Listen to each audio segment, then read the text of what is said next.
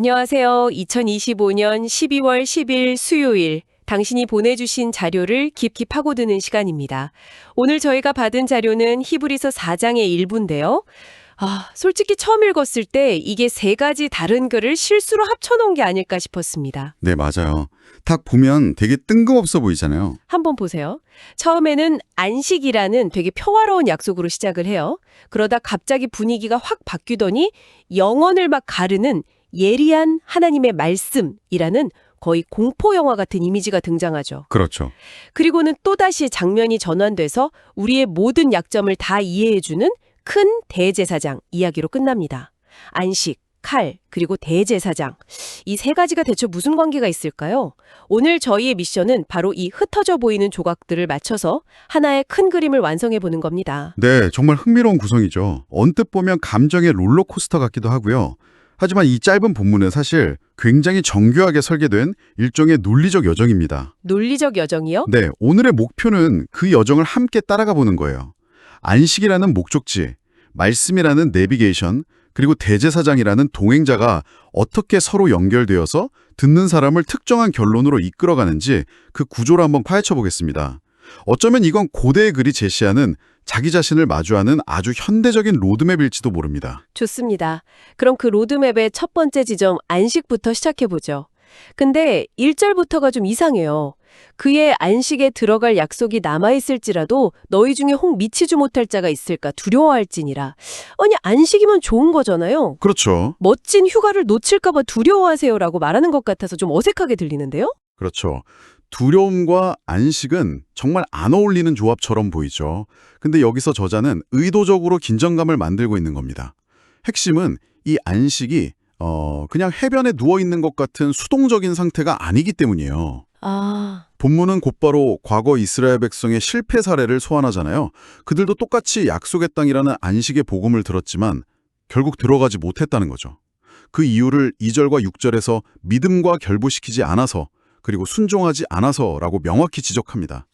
그러니까 안식이라는 멋진 파티 초대장을 받았는데 그걸 그냥 식탁 위에 던져두고 실제로 파티에 가지 않으면 아무 소용이 없다는 말이군요. 바로 그거죠. 약속 자체는 유효하지만 그 약속을 내 것으로 만들기 위한 나의 반응, 즉 믿음과 순종이 반드시 필요하다.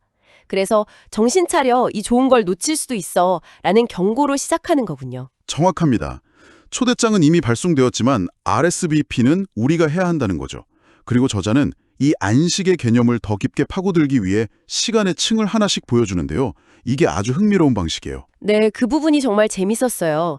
4절에서는 모든 것의 시작, 하나님이 천지를 창조하시고 제7일에 쉬셨던 창조의 안식을 언급하죠. 이건 뭐랄까 안식의 원형, 오리지널 모델 같은 느낌이고요. 네네. 그리고 8절에서는 훨씬 후대의 일, 여호수아가 이스라엘 백성을 이끌고 들어간 가나안 땅에서의 정착의 안식을 이야기합니다.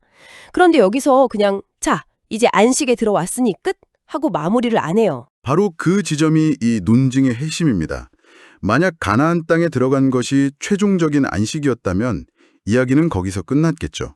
하지만 8절은 이렇게 말합니다. 만일 여호수아가 그들에게 안식을 주었더라면 그 후에 다른 날을 말씀하지 아니하셨으리라. 이건 굉장히 중요한 선언이에요. 과거에 경험했던 그 위대한 안식조차도 진짜가 아니었다는 거예요. 그것들은 진짜 안식을 가리키는 예고편이나 그림자였다는 거죠. 와, 당시 사람들에게는 좀 충격적이었겠는데요. 그토록 고생해서 들어간 약속의 땅이 여기가 끝이 아니야 라는 말을 듣는 거니까요. 마치 마라톤 완주인 줄 알았는데 누가 옆에서 수고하셨습니다. 이제 하프지점 통과하셨네요. 라고 말하는 기분일 것 같아요. 아주 적절한 비유입니다. 바로 그 허탈감 혹은 새로운 기대를 통해 저자가 진짜 하고 싶은 말을 하는 겁니다. 그래서 9절에서 결론을 내리죠.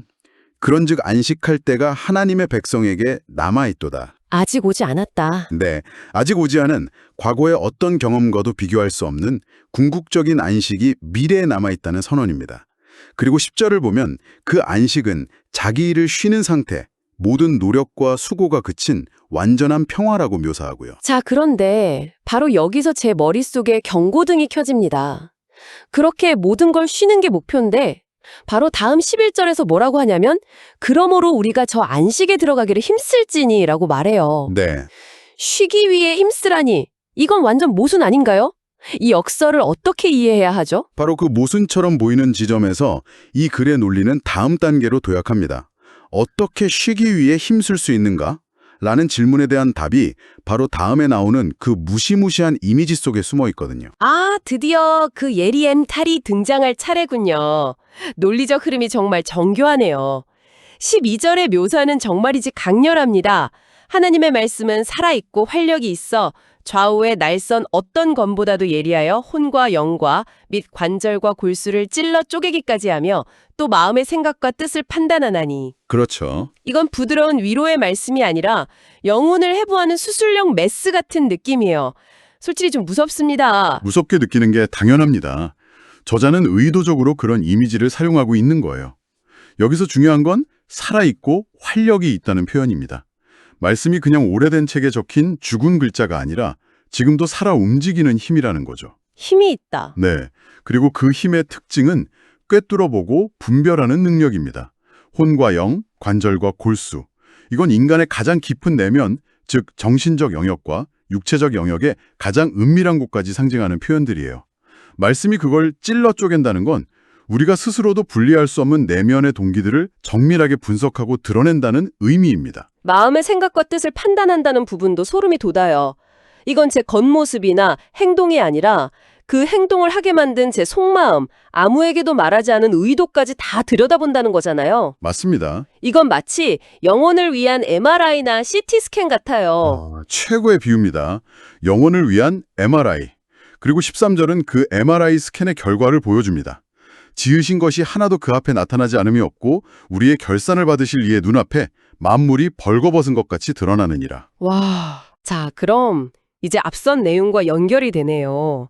아까 이스라엘 백성이 안식에 들어가지 못한 이유가 불순종과 믿음 없음이었다면 바로 이 말씀이라는 MRI가 우리 마음속 깊이 숨어있는 불순종의 뿌리, 믿음 없는 진짜 동기를 정확하게 찾아내서 이것 보세요 하고 보여주는 역할을 하는 거군요. 바로 그겁니다.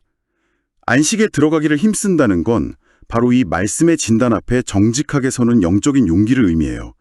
스스로는 보고 싶지 않았던 혹은 교묘하게 숨겨왔던 자신의 진짜 모습을 말씀의 빛 아래에서 직면하는 노력인 거죠. 아, 왜 내가 진정한 안식을 누리지 못하고 계속 불안하고 지쳐 있는지 그 근본적인 원인을 진단받는 과정입니다. 알겠습니다. 그런데 그 진단 과정이 너무 고통스러울 것 같아요. 내 모든 치부가 벌거벗겨진 채 드러난다는 이미지는 엄청난 압박감과 수치심을 주잖아요. 그렇죠. 누구라도 그 자리에서 도망치고 싶을 것 같은데요. 보통 그런 상황 다음에는 심판이나 정죄가 따라오기 마련인데, 그런데 이 글은 여기서 정말 놀라운 반전을 보여줍니다. 맞습니다. 이 전환이야말로 이 글의 심장부라고 할 수 있습니다. 영혼의 MRI 앞에서 모든 것이 드러나 벌거벗겨진 인간, 즉 최대의 위기와 취약점에 놓인 인간에게 무엇이 필요한가? 저자는 심판관이 아니라 전혀 다른 존재를 등장시키죠. 바로 14절의 큰 대제사장이군요. 네, 예, 예리한 칼로 수술을 끝낸 뒤에 곧바로 최고의 외과 의사이자 상담사가 들어오는 느낌이네요. 그리고 그 대제사장이 어떤 분인지 설명하는 15절이 정말 인상적입니다.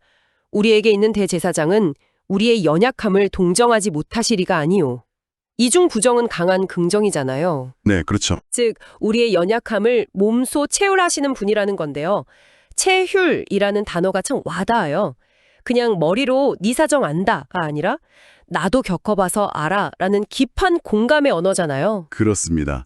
단순한 동정, 샘퍼티가 아니라 함께 느낀다는 엠파티의 차원이죠. 그리고 그 공감의 근거를 바로 다음 구절에 제시합니다. 모든 일에 우리와 똑같이 시험을 받으셨으되 죄는 없으시니라. 아, 이 한 문장에 이 논리의 정점이 담겨 있습니다. 두 가지 사실이 동시에 필요하다는 거예요. 첫째, 그는 우리와 똑같은 시험과 유혹을 겪었기에 우리의 고통과 연약함을 뼛속까지 이해한다. 네. 둘째, 하지만 그는 죄가 없으시기에 그 연약함에 빠져 허우적대는 우리를 건져낼 완전한 능력과 자격을 갖췄다. 아, 그 두 가지가 반드시 함께 있어야 하는군요. 만약 우리를 이해는 하지만 같이 죄에 빠져버리면 우리를 도울 수 없고 그렇죠. 능력은 있지만 우리의 고통을 전혀 이해하지 못하는 초월적 존재라면 우리가 감히 다가갈 수 없을 테니까요. 이 두 가지 조건을 모두 만족하는 존재, 그게 바로 이 큰 대제사장이라는 거군요. 맞습니다. 한번 생각해 보세요. 말씀이라는 MRI 앞에 드러난 우리의 모습은 연약함 그 자체입니다. 그때 우리에게 필요한 것은 왜 이것밖에 안 되냐 하는 질책이 아니잖아요. 아니죠. 그 연약한 모습을 있는 그대로 받아주고 변호해줄 존재가 필요한 겁니다.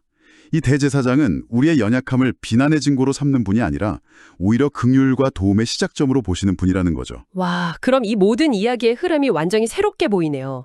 말씀 앞에 모든 것이 드러나는 그 두려운 순간이 사실은 심판의 자리가 아니라 도움을 받기 위한 자격 요건을 확인하는 자리였던 셈이네요. 바로 그렇습니다. 그래서 이 모든 논리의 최종 목적지, 당신에게 주는 마지막 권면이 16절에 등장하는 거군요. 네, 바로 그 결론을 향해 달려온 겁니다.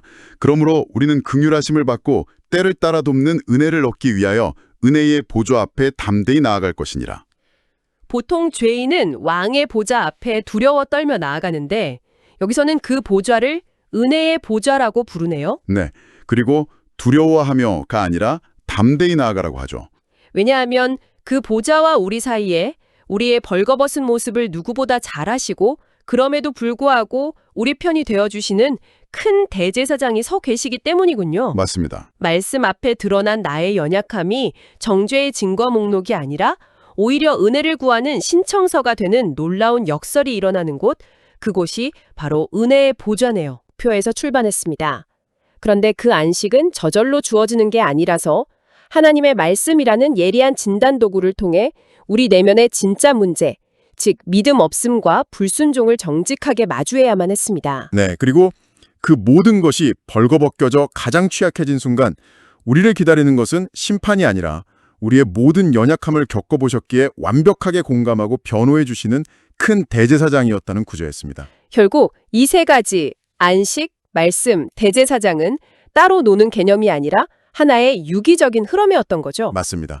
목적지인 안식, 그곳으로 이끄는 정밀한 내비게이션인 말씀, 그리고 그 여정에서 넘어지고 약해질 때 우리를 부추겨주고 변호해줄 완벽한 동행자인 대제사장. 있어요. 먼저 평안이라는 목표를 설정하고 안식, 철저한 자기 분석을 통해 문제의 근원을 파악한 뒤에 네. 무조건적인 수용과 지지를 보내주는 존재 앞에서 치유와 회복을 경험하는 대제사장 과정이라고도 볼 수 있겠죠. 마지막으로 당신이 한번 생각해 볼 만한 질문을 남기며 마무리하겠습니다. 이 본문은 우리에게 연약함을 스스로 극복하라고 채찍질하는 대신 오히려 그 연약함이 드러난 그 모습 그대로를 가지고 도움을 구하러 담대히 나아가라고 권합니다. 이 글이 제시하는 관점, 즉 나의 약점이란 숨겨야 할 수치가 아니라 은혜를 받기 위한 자격이다라는 이 생각이 당신이 자신의 실패나 부족함을 마주하는 방식을 어떻게 바꿀 수 있을까요?